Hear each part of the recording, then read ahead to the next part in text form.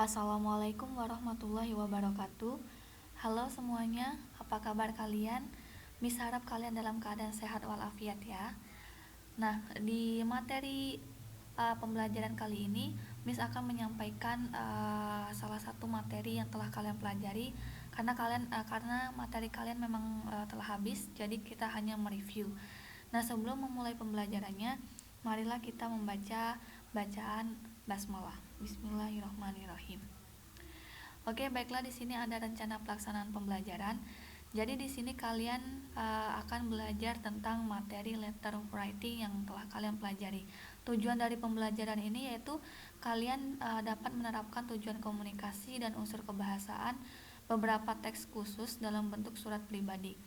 Kemudian kalian dapat menyusun teks khusus dalam bentuk surat pribadi terkait kegiatan diri sendiri dan orang lain sekitar lisan maupun tulis. Langkah-langkah pembelajarannya.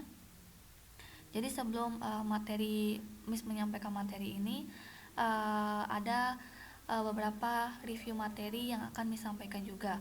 Kemudian ada penugasan juga setelah penyampaian materi ini. Kemudian di sini ada penilaian. Yang dinilai yaitu sikap sosial, spiritual, pengetahuan dan keterampilan.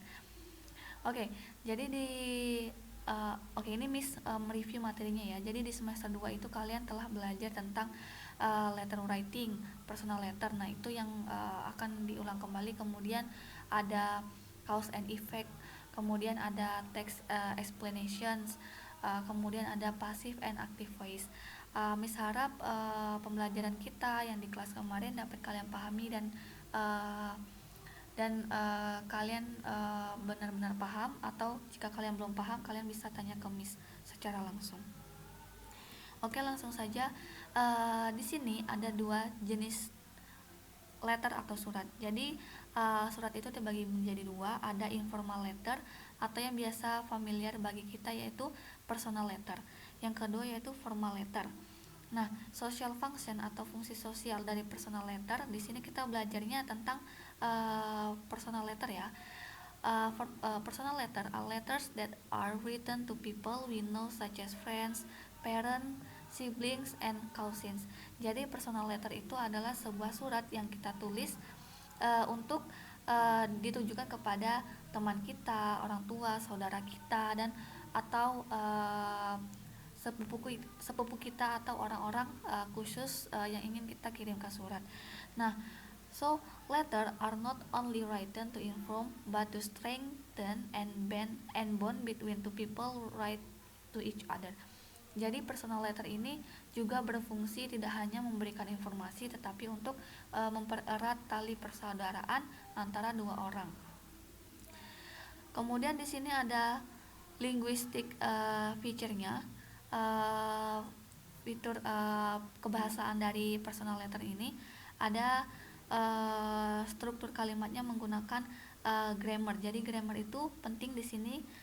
Complete sentence are expected, jadi diharapkan menggunakan kalimat complete. Kemudian slang can be used, jadi kalian bisa menggunakan bahasa-bahasa gaul di personal letter.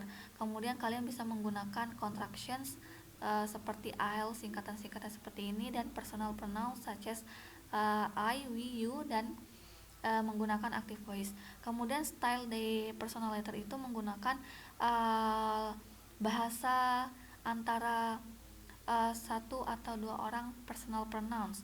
Be warm ini bahasanya lebih hangat. Kemudian use personal name, jadi kalian menggunakan nama panggilan kalian. Very strong lengthen, di sini suratnya itu tidak terbatas berapa paragraf. Write in a natural, jadi suratnya itu tertulis secara natural. Oke, itu struktur kebahasaannya dan gaya bahasanya. Kemudian di sini structure of personal letter, ada date itu tanggal, jadi harus disisipkan tanggal di suratnya. Kemudian address, alamat. Salutation and name, salutation di sini salam dan nama kalian.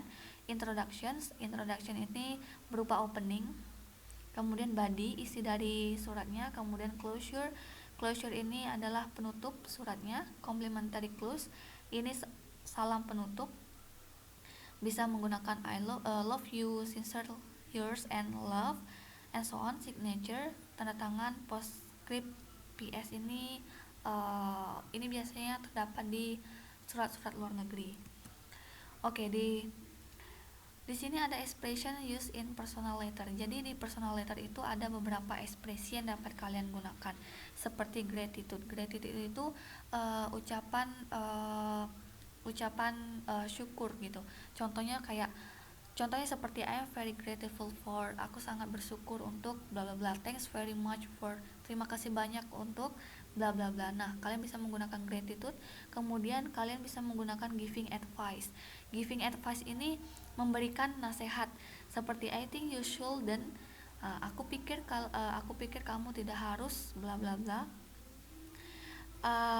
In your last letter you asked me about, di surat terakhirmu kamu memintaku tentang bla bla bla, I think bla bla bla. Nah, di sini advice, nasihat ya. Kemudian ada delivering good news, menyampaikan berita baik, seperti OMG, you'll never guess what happened next. OMG, kamu tidak pernah menyangka apa yang akan terjadi. Nah, jadi ini termasuk ke good news. Atau I was happy beyond limit to read that, aku merasa senang telah membaca ini. Kemudian delivering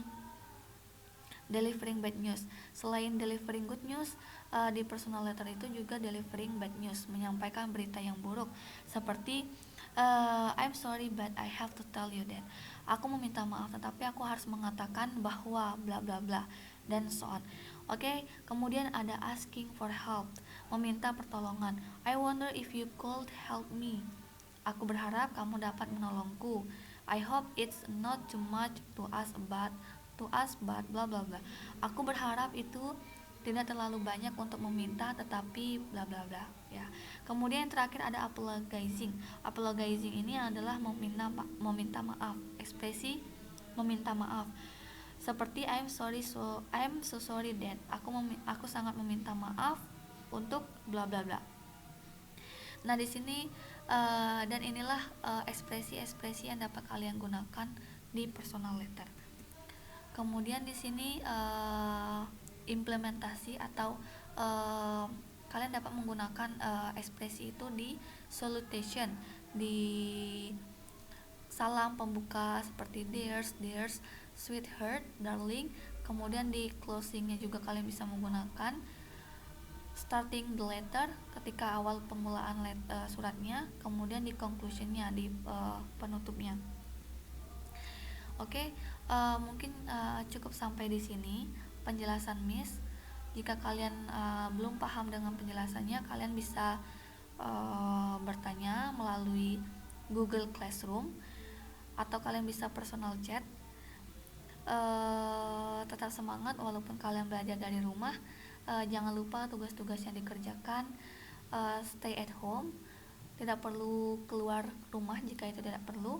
Semangat belajar dari rumah. Oke, thank you. Wassalamualaikum warahmatullahi wabarakatuh.